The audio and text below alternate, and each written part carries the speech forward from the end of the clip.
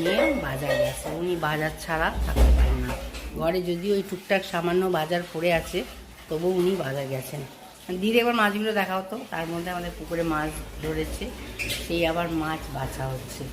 নিয়ে দিদি একবার দেখা হতো দিদি মাছটা। এই যে এইগুলো হলো, এগুলো এখন বাছা হয়েছে। আর ওইখানে আমার বড় বড় কাতলা মাছ, তারপরে বড় মাছ সব রয়েছে। এবার এইগুলো বাছা হবে।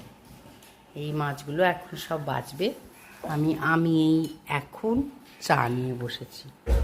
আমার ডাক্তার ভাগ্নে এসেছিল, ওরা এখন চলে গেল লুচি টুচি খেয়ে। এবারে আমি এখন চা আরাম করে বসে বসে চা খাবো।